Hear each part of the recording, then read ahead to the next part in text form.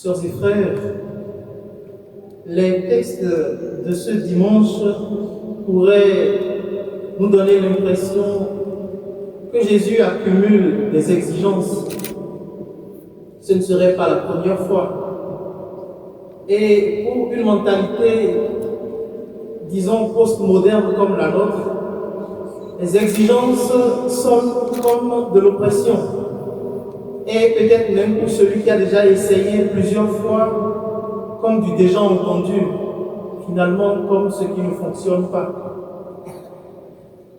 Mais la particularité de ce que Jésus met en évidence, ce n'est pas tant l'exigence sous le sens de la contrainte que la compréhension d'une condition nécessaire pour la perfection de la manifestation de Dieu. Jésus demande de le préférer à la famille. Il rappelle qu'il faut porter sa croix. Il parle de perdre sa vie pour pouvoir la trouver. Pris isolément, ces appels peuvent sembler presque inaccessibles. Mais essayons de les replacer dans leur contexte. Nous sommes à la fin du discours missionnaire de Jésus dans l'évangile de Matthieu. Et en instruisant les 12 pour l'appel à l'annonce du royaume, Jésus les prépare en même temps aux conséquences de cette mission. Et ce qu'il demande ici n'est pas une série de sacrifices destinés donc à mériter son amour. Dieu ne nous attend pas pour nous aimer. Mais il s'agit davantage de préciser des exigences pour la manifestation de la présence réelle de Dieu. Il leur décrit ce qui arrive lorsqu'une vie réellement est totalement donnée à Dieu. Il nous faut rechercher cette présence de Dieu, pas simplement prier. Rechercher cette capacité du Seigneur à se manifester à travers la présence d'un homme, à se manifester dans la vie de quelqu'un. Au fond, la question qui nous est posée n'est pas seulement que dois-je abandonner pour suivre le Christ, mais qui est le Christ pour moi? Car c'est toujours l'amour qui rend possible le renoncement. Sans l'amour, le renoncement n'est qu'un effort, peut-être même un sureffort, et qui, au terme, s'étiole. Il n'est pas aisé de quitter une chose qui plaît ou d'arrêter un péché auquel est associé le plaisir. Même lorsqu'on sait que ce péché ou cette fragilité nous est nuisible, on y parvient seulement quand on découvre un bien plus grand. Et celui qui a trouvé un trésor, qu'il arrive à entendre comme étant un trésor, même sans qu'on l'interpelle, il cesse spontanément de s'accrocher à ce qui juste là lui semblait indispensable. De cette vérité, la première lecture nous offre une magnifique illustration. La femme de Sunam reconnaît en Élisée un homme habité de Dieu, habité par Dieu, un saint homme, l'index tel. Personne ne lui demande de construire une chambre pour cet homme. D'où est-ce que cela lui vient-il? Aucun commandement ne lui oblige, mais elle ressent au fond d'elle que c'est ce qui convient. Son geste naît d'une intelligence du cœur qui discerne et saisit ce qui sied. Elle discerne la présence de Dieu et elle ouvre pour son envoyé une place dans sa demeure. En accueillant le prophète, en réalité, elle crée un espace où Dieu lui-même peut agir. Et nous l'avons entendu, cette ouverture deviendra pour elle une source de fécondité inattendue. Ce que nous disons là est risqué quand nous parlons surtout comme prêtres. Parce qu'en méditant ces textes aujourd'hui, prêtres et laïcs africains, nous devons réapprendre à être des chrétiens qui fonctionnent, des chrétiens qui marchent, des chrétiens utiles au royaume.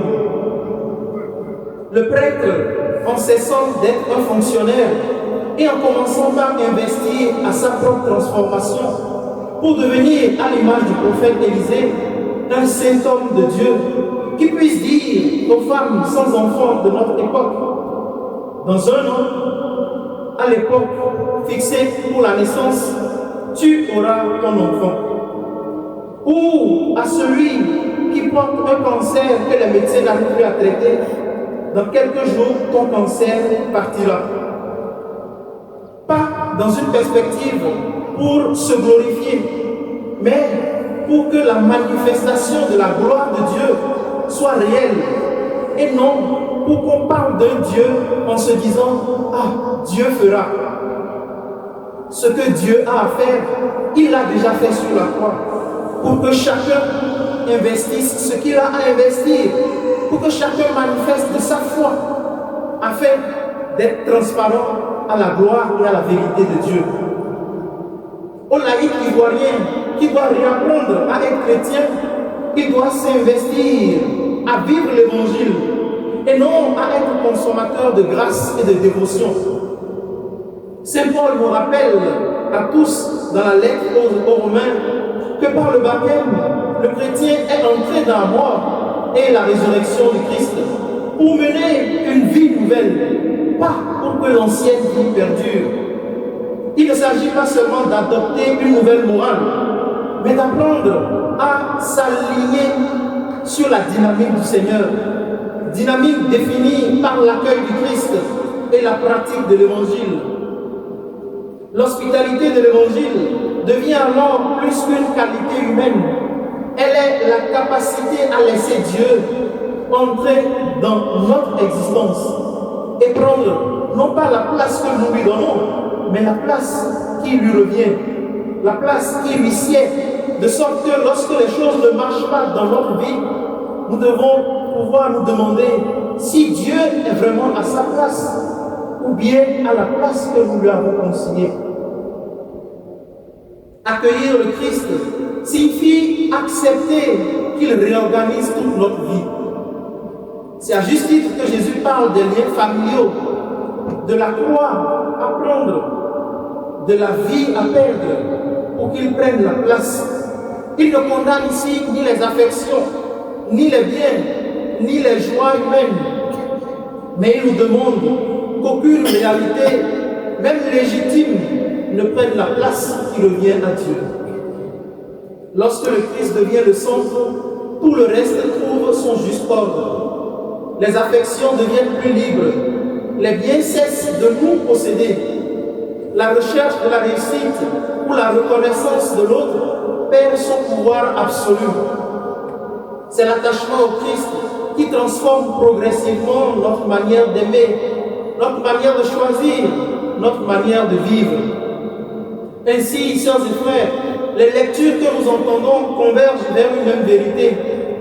La vie chrétienne commence réellement lorsque le Christ devient suffisamment présent pour déplacer en nous le centre de gravité de notre existence. Je me rappelle d'une mère qui, mourante d'une maladie grave, disait un jour à son fils qui essayait en vain de prier pour elle: il faut que tu grandisses assez dans la configuration de ta vie au Christ pour atteindre le niveau où les maladies comme la mienne n'auront d'autre choix que d'obéir à ta voix. Il faut que tu grandisses davantage jusqu'à la configuration du Christ, au niveau où les maladies comme la mienne n'auront pas d'autre choix que d'obéir à ta voix. Ce que cette femme met en perspective, c'est la présence de Dieu, l'alignement au caractère de Dieu dans notre vie, de sorte que les renoncements ne sont plus vécus comme des pertes, mais comme les conséquences naturelles d'un amour plus grand, d'un désir plus grand de Dieu, d'une ferveur plus sainte. Oui, je le disais au début, il y a un prix à payer. Et nous ne devons plus nous satisfaire de ce que nous faisons déjà comme chrétiens.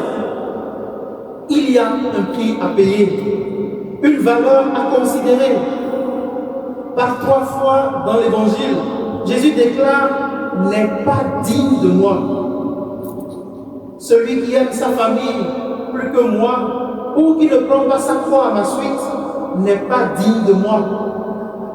Il nous exhorte au sacrifice qui sied à la hauteur de son amour, de son amitié, de sa présence. Ne nous y trompons pas. Dieu n'a pas besoin de l'homme pour être Dieu, mais il a besoin de la disposition d'un homme pour être son Dieu, pour qu'à travers lui, la gloire de Dieu soit médiée. Il a besoin de la disposition de celui qui travaille dans un ministère pour que, en dépit des difficultés ou des problèmes qu'on lui crée, on puisse venir lui demander, mais qu'est-ce que tu fais? On a fait ceci, on a fait ça, mais ça n'a pas marché sur toi. Si notre vie n'est pas à disposition à Dieu, comment Dieu peut-il être manifeste dans ce que nous faisons? Nous aurons beau multiplier nos dévotions, multiplier nos participations au culte, mais Dieu ne sera pas visible. Qu'est-ce qui oriente réellement nos choix, sœurs et frères? Qu'est-ce qui décide de mes priorités? La peur de perdre, le désir d'être reconnu, l'attachement à mes sécurités? Est-ce que l'amour de Dieu est le moteur qui nous motive? Et n'allons pas nous tromper, lorsque nous parlons d'amour, l'amour n'est pas vrai à partir des signes d'amour que nous choisissons. L'amour devient réellement vrai lorsque celui que nous avons aimé nous dit qu'il s'est senti aimé par nos actes d'amour.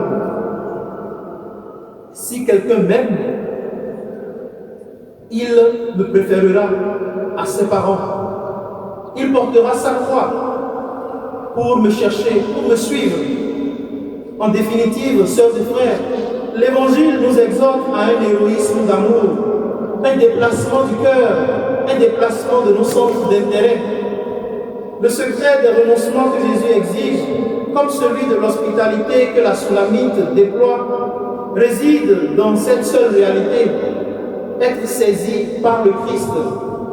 Chercher le Seigneur jusqu'à atteindre le niveau, comme Paul parle, où ce n'est plus moi qui vis, c'est le Christ qui vit en moi, où le Seigneur nous saisit. En priant aujourd'hui, demandons au Seigneur qu'à travers cette Eucharistie, il ravive en nous ce feu intérieur, que sa grâce nous permette d'être détachés de nos sécurités, d'être tournés vers lui, ainsi libérés de nos peurs, libérés de nos sécurités qui ne marchent pas toujours. Nous chercherons à porter la présence de Dieu, présence pour la nouveauté du royaume qui vient toujours à nous. Le Seigneur soit avec vous.